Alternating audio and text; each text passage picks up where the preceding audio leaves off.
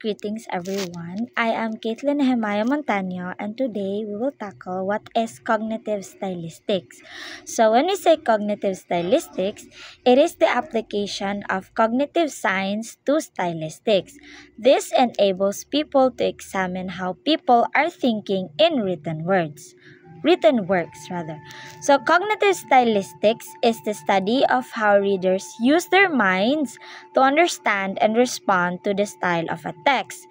It is a combination of two things, which is the cognitive science and the stylistics. So, when we say cognitive science, it is the study of how people think, how they imagine, and they process information.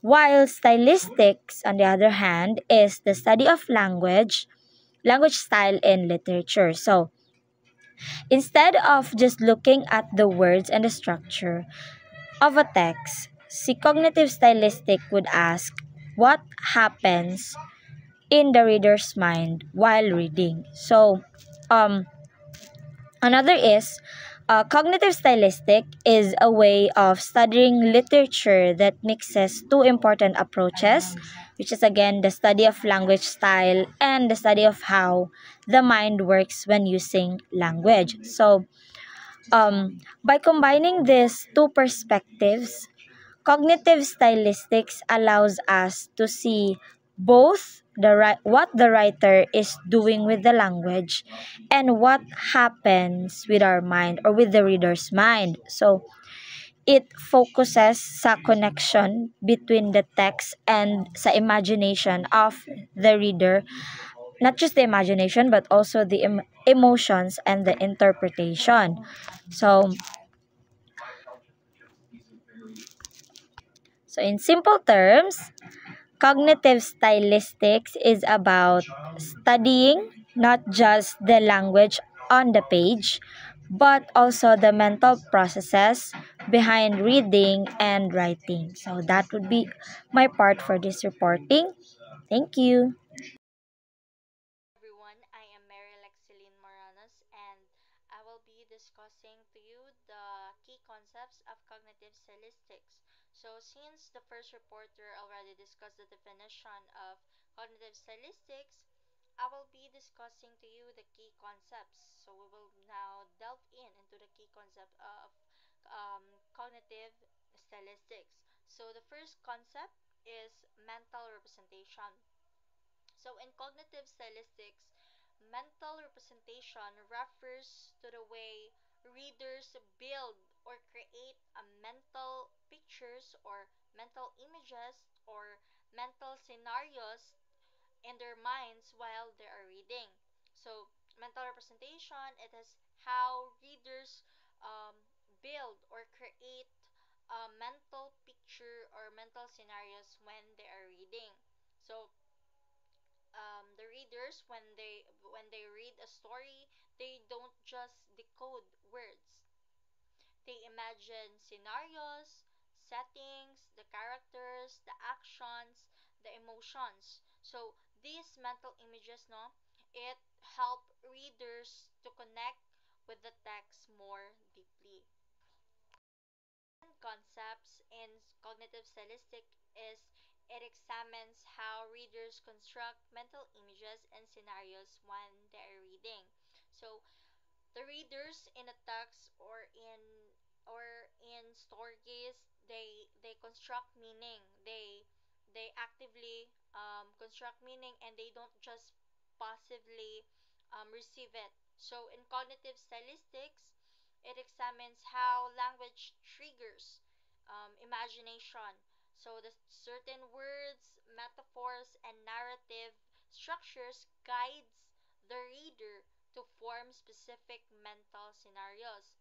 For instance, when a story uses metaphor like her heart was a locked door, so readers mentally simulate the feeling of secrecy or distance. So it's not literally last key concepts in cognitive stylistic is the rules of schemas, scripts, and frames and understanding narratives.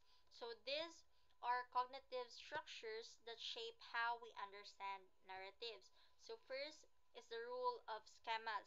So schemas, it is the general knowledge or the general knowledge structures stored in our memories. For example, when we are reading a story about a classroom, so we already imagine a chairs, desks, and a teachers because in our general knowledge, we already know or we um, it is stuck that in our minds that when there is a classroom, there is chairs, a desk, and a teachers.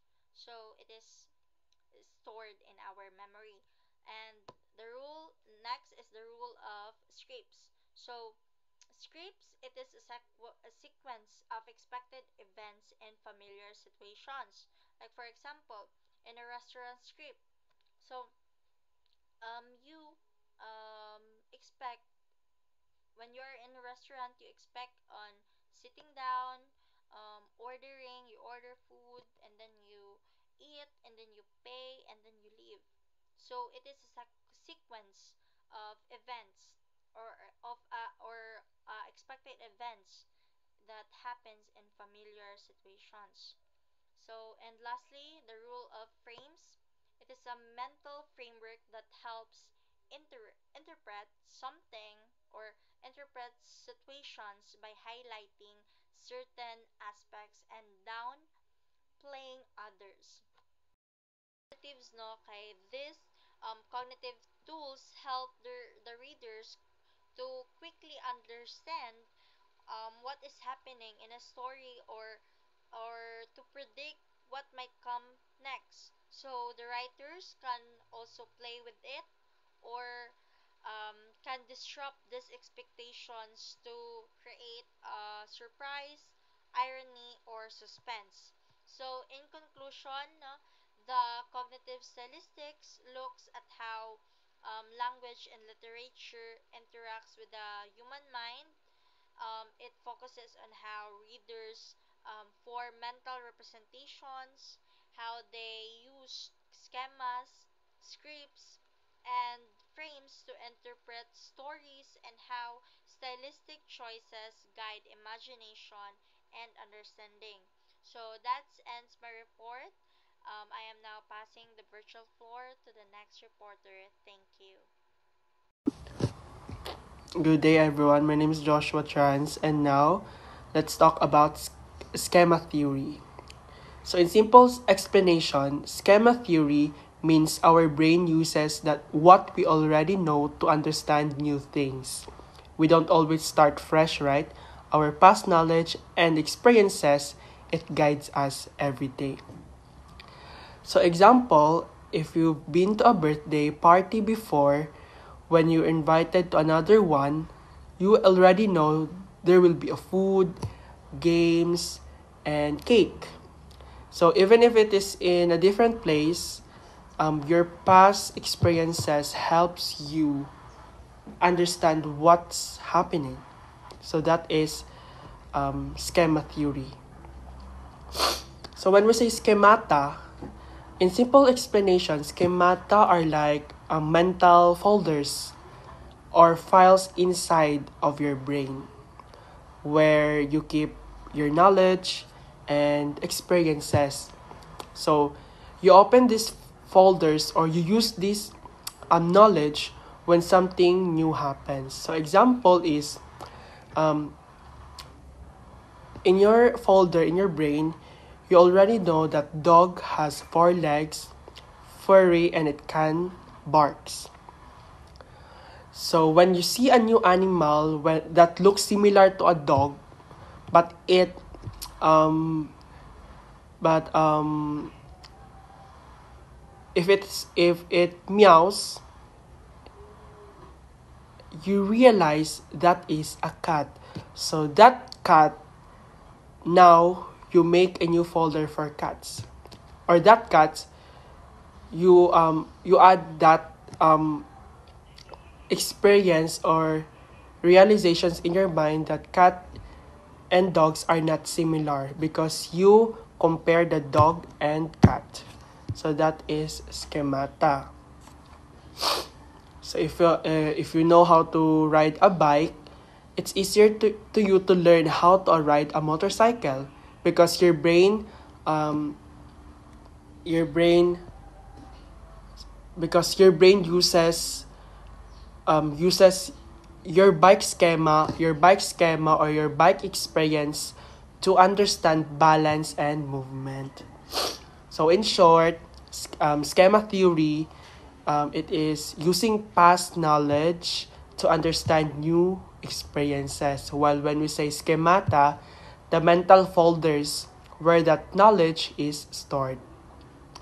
So I hope everyone develops strong schemata because the knowledge and experiences we carry become the key to understanding new lessons in life. The more we connect what we already know with what we are learning, the more meaningful and powerful our growth will be. So that's all, and thank you. Good day, everyone. Today I'll be reporting about foregrounding. First, what is foregrounding? Foregrounding is a stylistic technique in literature where certain features of language, such as word, sound, and pattern, are made more noticeable than others. It's like highlighting or bolding something so the reader pays special attention to it. Personally, I think of it as a writer way of tapping the reader on the shoulder and saying, "Hey, look closely at this part. It is important." How it's done, traditional foregrounding happen in two ways. First, derivation. This break a normal language rule, for example, to sing a song. We know silence can literally sing, but because it is unusual, it catches our attention. I find this interesting because it shows how language can stretch behind the rules and take and still make sense. Now let's look at foregrounding in cognitive stylistic. Cognitive stylistic combine linguistic, literature, and psychology. It focuses on how the reader processes and reacts to striking language. In other words, it's not just about words on the page, but also happen in our mind when we read it. Here are the four key ideas. First, attention and processing. Foregrounded features stand out because they break our expectation. They slow down our reading, make us pause and reflect. In my opinion, this is why some lines in poetry stick with us. We don't just read them, we stop and think about them. Second one is defamiliarization. This is when ordinary things are presented in an unusual way, so we see them from a new angle. Example, time is thief. This makes us rethink time as something that actually that takes things from us. I believe this one of literature's greatest power. It's make us look at our everyday life in a fresh and surprising way.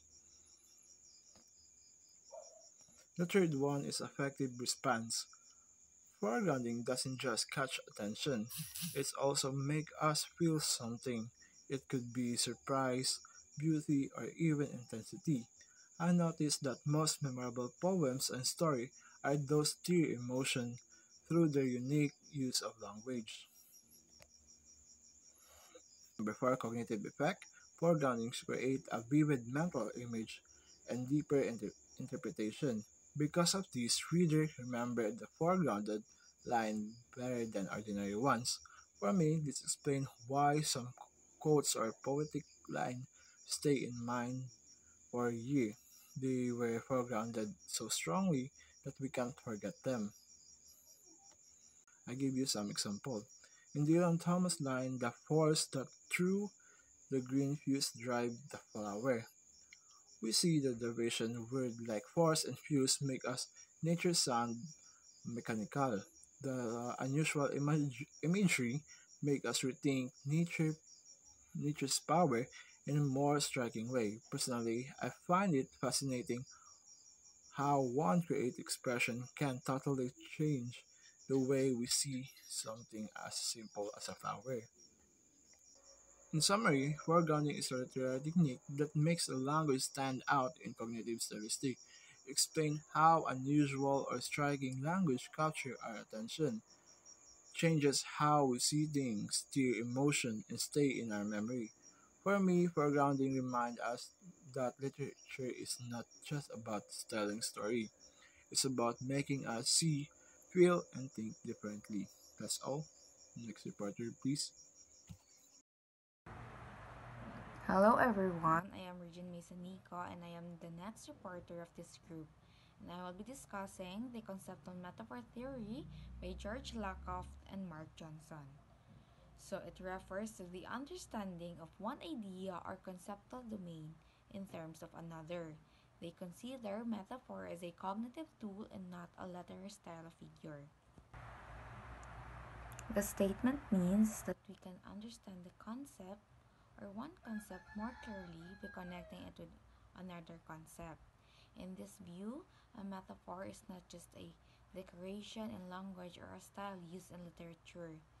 Instead, it is treated as a cognitive tool or something that helps the mind process or organize and make sense of ideas.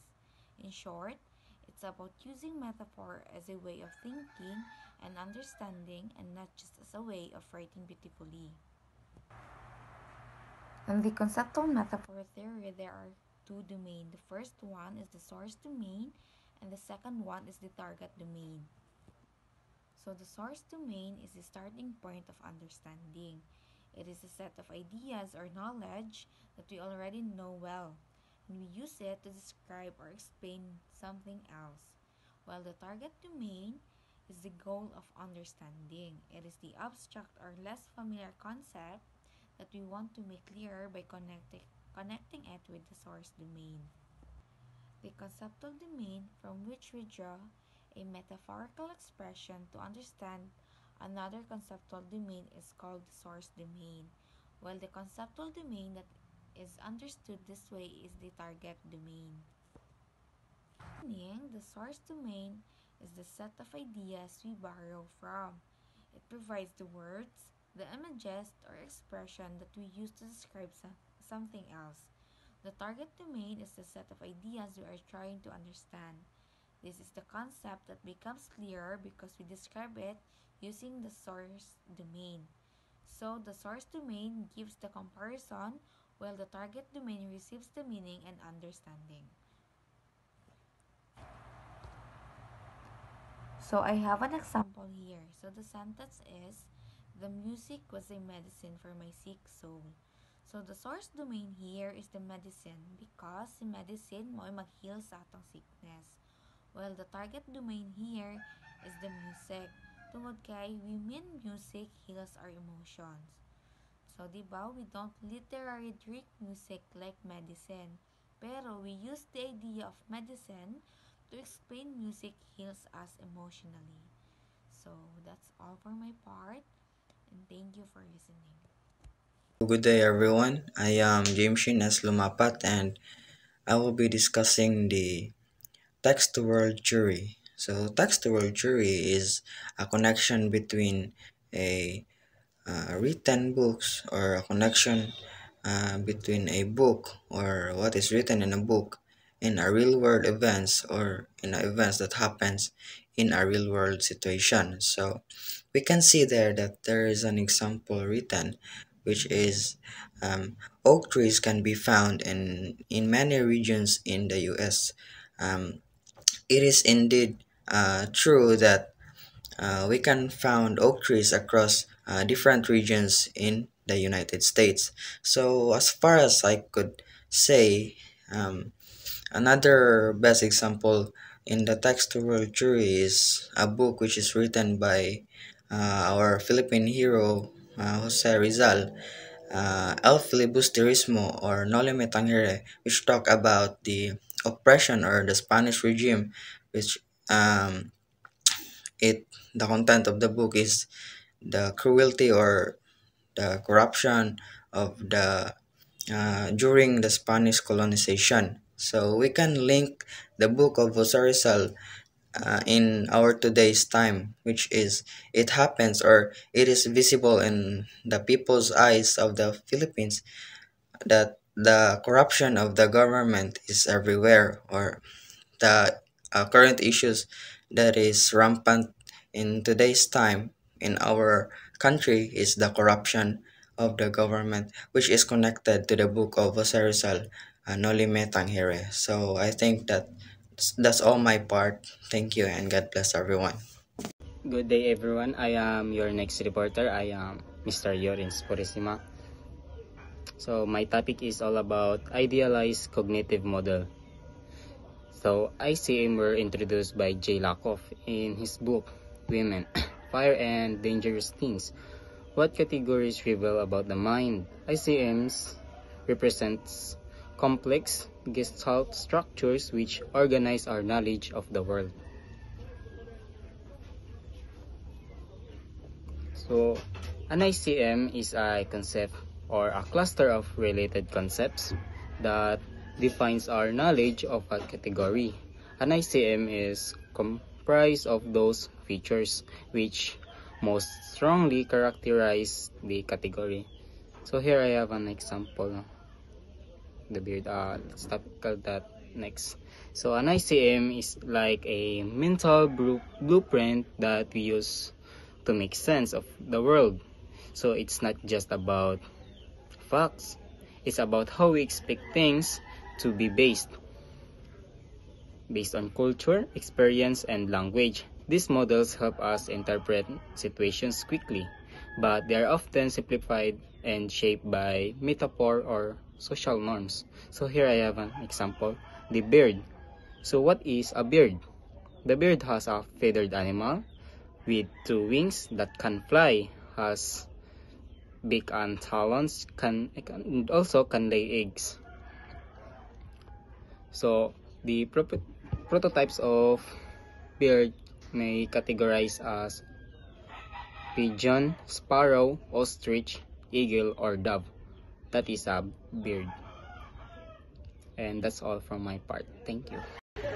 Good day everyone, my name is Catherine Agong and today I'll be sharing about metaphor and metonymy. So these are both figures of speech that just means they are ways of using words to make language more interesting and creative. So as you can see in the slide, there are 3 the simile, the metaphor, and the metonymy. So, let us start with a simile. A simile is when we compare 2 different things using the words like or as. For example, if I say, he was as quiet as a mouse, it doesn't mean he's really a mouse. And it just shows how quiet he is. Or if I say, she swam like a fish, it means she's really good at swimming. So remember, simile always use like or as. Now, a metaphor. Metaphor is almost the same but stronger. So instead of saying something is like something, it says it is something. For example, Ali is walking the dictionary. That doesn't mean Ali is really a book. It just means he knows a lot of words. Or, time is money. Time isn't really money, but it shows how valuable time is. So, to make it clearer, a simile uses like or as, but a metaphor doesn't. So, another example, she is like a rose. That's a simile.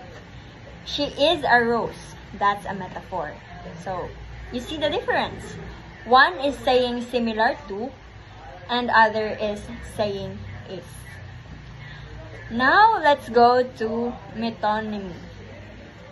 This one is different.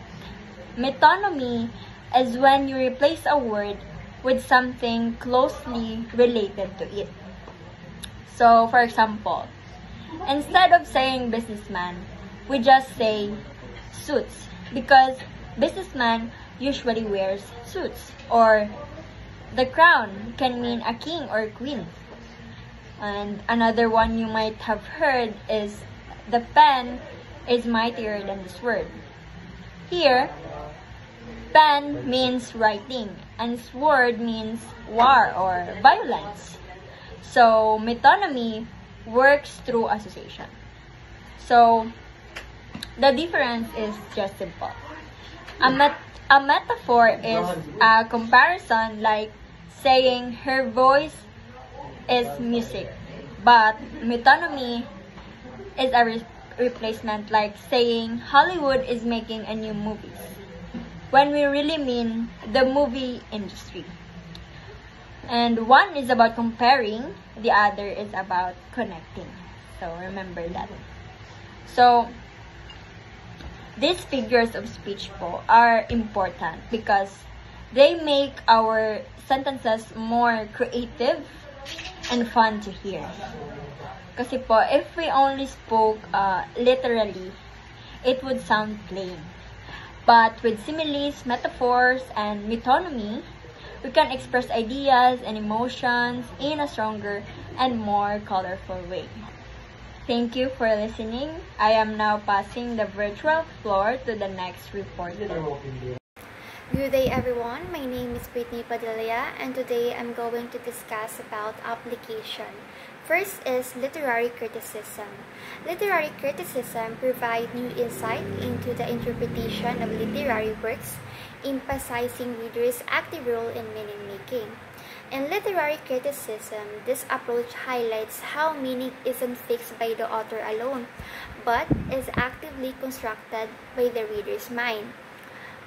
For example, when you read a story and you feel close to a character, it's not just because of what the author says, it's because how you read or how you understand the meaning or how you understand the word.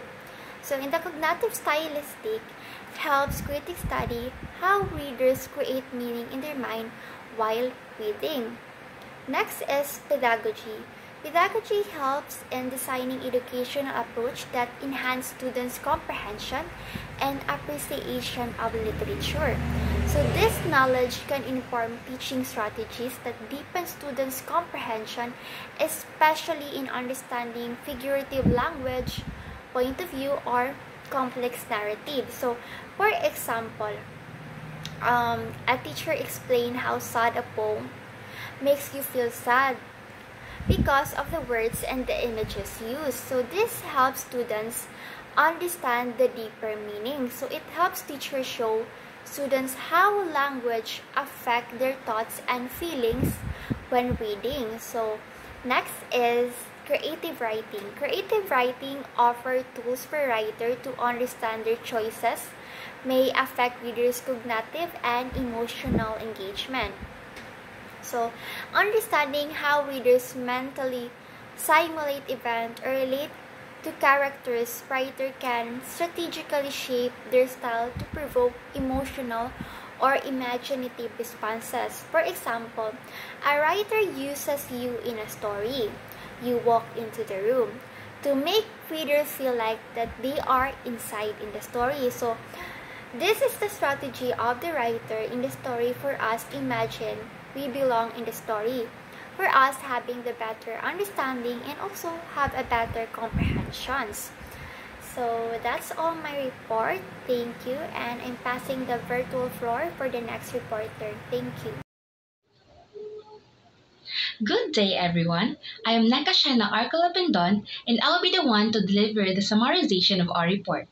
To give you a clear and concise understanding, I will highlight the key points, main arguments, and significant insights that we have discussed. This summary aims to tie everything together and ensure that the essential ideas are well emphasized before we conclude our presentation. To wrap up our report, I'll give you a brief summary of cognitive stylistics. So cognitive stylistics is simply the combination of cognitive science and stylistics. In other words, it studies not just the language used in texts, but also how our minds process and interpret that language. One important idea here is mental representation. When we read, we don't just receive words passively. We create mental images and scenarios in our minds, which makes reading an active process.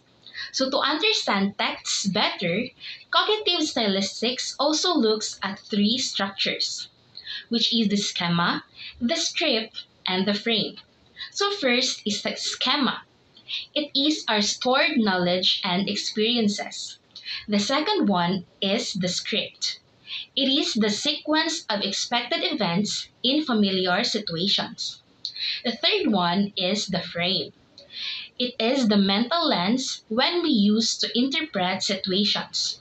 So together, these help explain how readers make sense of stories and ideas and literature. Now let's move on to the next slide. So here we have our theories and applications. So first, we have the foregrounding. This is when authors are unusual or patterned language to grab our attention. For example, breaking norms like saying the silent sang or repeating patterns like fair is foul and foul is fair. This kind of language slows us down, makes us think, and often creates an emotional impact. The next one is the conceptual metaphor theory. It explains how we understand one idea in terms of another, such as saying time is money. Related to this is metonymy, where one word represents a related concept like the crown for monarchy. There's also text-to-world theory, which shows how literature connects to real-world events, and the idealized cognitive model or ICM, which helps us organize categories in our minds, often with prototypes. So for example, when we think of the category bird, we might picture a pigeon or sparrow first before an ostrich. Finally, figures of speech such as simile, metaphor, and metonymy are all plays an important role in shaping how meaning is created. In terms of applications, cognitive stylistics is useful in literary criticism for deeper interpretation, in education to strengthen comprehension, and in creative writing to make stylistic choices more effective. To conclude, cognitive stylistics reminds us that literature is not just about words on a page. It's about how our minds engage with those words. Readers actively create meaning by drawing on memory, knowledge, and imagination. As the last reporter, I hope you can see that cognitive stylistics is not only a field of study, but also a bridge between language and thought. It helps us appreciate how powerful language can be, not just in telling stories, but in shaping the way we think, feel, and understand the world around us. So that's all about our report. Thank you so much for listening.